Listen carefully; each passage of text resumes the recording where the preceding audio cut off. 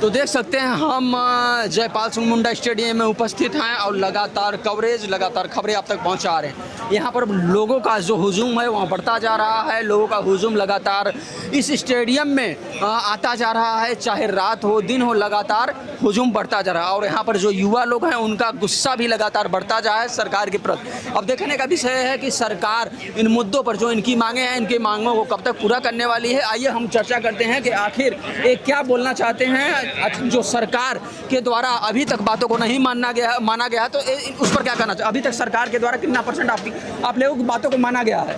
मैं आपको सबसे पहले मैं आपको बता दूं कि मैं 29 तारीख से यहाँ पे बना हूँ। 29 तारीख मैं कोर कमेटी का तीसरा मेंबर हूँ। कोर कमेटी का तीसरा मेंबर है। इंद्र कुमार आनंद हूँ। अच्छा। ठीक है, हम लोग बोल करके थक गए हैं भैया कि सरकार बात माने। लेकिन मैं चल रहा था, मैं तो भैया हमको रोके हैं। पेपर लीक नहीं है यहाँ। पेपर जो है ना, जो बोला जाता है लीक नहीं, यहाँ टायरे फटल। ये जो है ना लीक नहीं है। लीक होता है ना तो थोड़ा बहुत निकलता है, लेकिन यहाँ तो ब्लास्ट हो रहा है। यहाँ जो है ना डायरेक्ट नौकरी जो है ना, सो पैसा के आपके पास पैसा है और जिस बजट में है आप उस आधार पर मतलब नौकरी ले सकते हैं। जैसे आप दुकान में जाते हैं कोई सामान लेने, उसका रेट फिक्स रहता है, ऐसे नौकरी का रेट जितना यहाँ पे कहना चाहते हैं। कहावत है कि जानते हैं कि जितना गुड़ दीजिएगा ना उतना मीठ होगा। ठीक है, तो यहाँ जितना रेट लगाइएगा ना उतना अच्छा नौकरी मिलेगा। ठीक है, तो रेट फिक्स है भैया। आप जिस तरह से रेट है उस तरह से आप दीजिए और नौकरी लीजिए। आखिर क्यों, आखिरकार ऐसा क्यों? सरकार अबुआ सरकार इसलिए चुने थे रेट लगाने के लिए।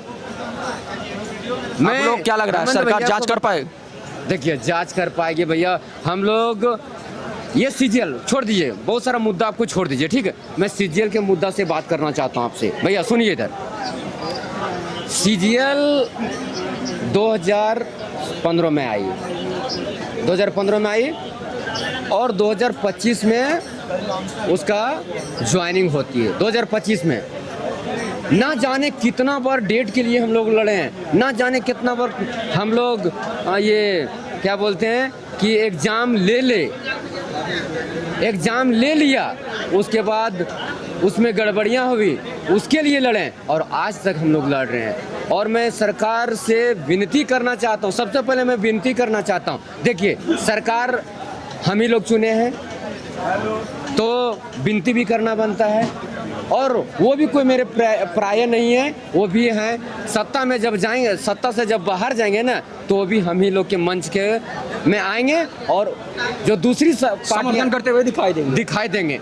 आपको मैं बताना चाहता हूँ, रघुवर सरकार जी थे ना तो उनको भी लगा था ना कि हम जाने वाले नहीं हैं, लेकिन आज देखिए हम लोग के बीच में आए और आके गए, लड़ेंगे, जीतेंगे। पब्लिक यदि आपको बैठाई है सत्ता पे ना हटा भी सकती। और हेमंत भैया आपको एकदम बात मान लीजिए, यदि आप सीजीएल को रद्द नहीं करते ना तो ये युवा देख रहे हैं ना, ये युवा का 1% यहाँ नहीं है। हम लोग गांव स्तर पर जाएंगे, गांव स्तर पर, और इस सीजीएल के बारे में बताएंगे और उसके बारे में बताएंगे कि आपका जो एमओ नियुक्त हुआ है ना वो पैसा लेके आया है, तो जो आपको 5 किलो अनाज मिलता है ना वो 5 किलो कैसे दे पाएगा? बेचारा 35 लाख पैसा दे के आया है तो निकालेगा ना। तो एक एक जन को बताएंगे और ये जन आंदोलन में परिवर्तन करेंगे और जन आंदोलन में परिवर्तन करके आपके सत्ता को से उतारने का काम करेंगे भैया। आप देखिए हम लोग स्टूडेंट हैं, हम लोग की कोई राजनीतिक महत्वाकांक्षा नहीं है, हम लोग को कोई चुनाव नहीं लड़ना है, बस हम लोग को एक मुद्दा है कि जांच। सरकार बोलती है कि जो स्टूडेंट पास नहीं कर पाया वो तो धरना स्थल पे चल गया। अरे भैया हम लोग पास नहीं करते। हम लोग कभी बोले कि आप वैकेंसी बढ़ा दीजिए, ये कर दीजिए, वो कर दीजिए। हम लोग चाहते हैं ट्रांसपेरेंसी लाइए और आप बोलते हैं कि हम ट्रांसपेरेंसी लाने के लिए सीआईडी को नियुक्त किए। हाँ भैया आप सीआईडी तो नियुक्त किए, लेकिन झापापोती करने के लिए यदि आप ट्रांसपेरेंसी किए तो अभय तिवारी के पूरा खानदान का नौकरी कैसे लग गया हो? हैं ओकर चचेरा भाई, मौसेरा भाई, फुफेरा भाई, साला सड़ुआन, ठीक है, साली सरहेज सब वो ओकरे घर में पढ़ल लिखल है।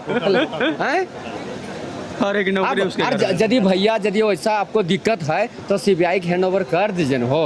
टैलेंट का वैल्यू नहीं है। टैलेंट यदि हम लोग योग्यताधारी नहीं है तो नहीं होगा, योग्यताधारी में तो होगा। योग्य स्टूडेंट है उसका कोई वैल्यू नहीं है। बस सिंपल सा बात है। और नहीं तो आप यहाँ इसको लिए पे इतना बड़ा ऐसे स्टूडेंट बैठे नहीं रहते। और दूसरी बात उनके लिए मैं कहना चाहता हूँ, यदि हम लोग की जो बातें आज मान लेते हैं ना तो भैया आपको जो है ना लोग जो हेमंत सोरेन के बारे हेमंत भैया आपके बारे में जो गलत धारणा है ना लोग आपको पूजेगा, लोग आपको पूजेगा और बोलेगा ये कि भैया को शायद इतना दिन मतलब समझने में लेट हो गया था, लेकिन लेट आया दुरुस्त आया।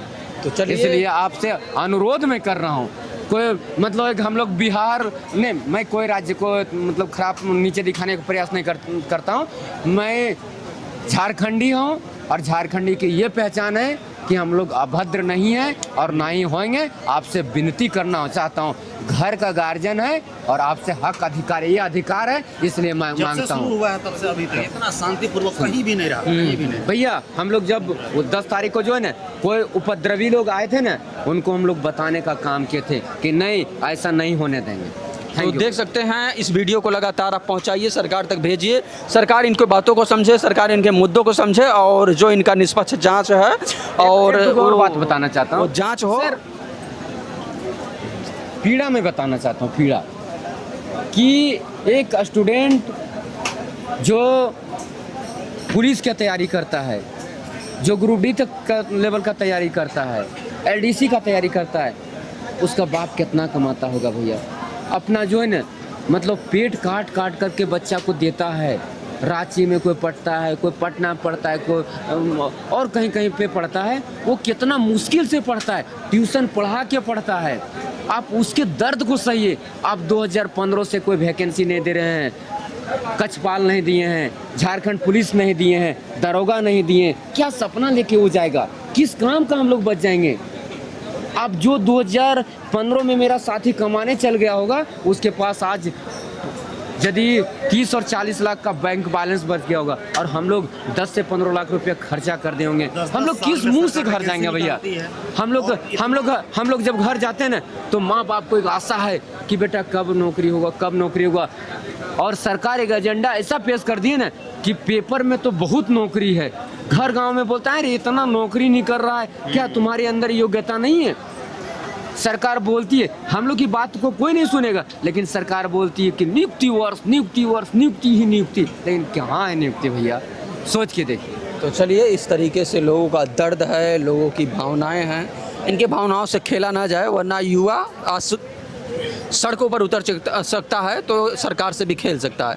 बाकी हम आपसे उम्मीद करते हैं कि इस वीडियो को सरकार तक पहुंचाइए ताकि सरकार इनके बात को समझे, दर्द को समझे, इनके जो मान्य हैं, जो इनकी एक सही तरीके से मान रखने का तरीका है उन बातों को माने और लगातार जिस तरीके जैसे कि इतना अच्छे तरीके से आप प्रोटेस्ट चल रहा है कि शायद ऐसा प्रोटेस्ट आपको दिखने को मिला होगा। बाकी आपसे उम्मीद करते हैं कि हमारा वीडियो पसंद आएगा। अगर वीडियो हमारा आपको पसंद आए तो आप हमारे वीडियो को शेयर करें, सब्सक्राइब करें, कमेंट ज़रूर करें। अगर इसी के साथ आप लोग फेसबुक, ट्विटर, इंस्टा पे हैं तो आप लोग हमें वहाँ भी मोहब्बत से फॉलो कर सकते हैं। बहुत बहुत धन्यवाद।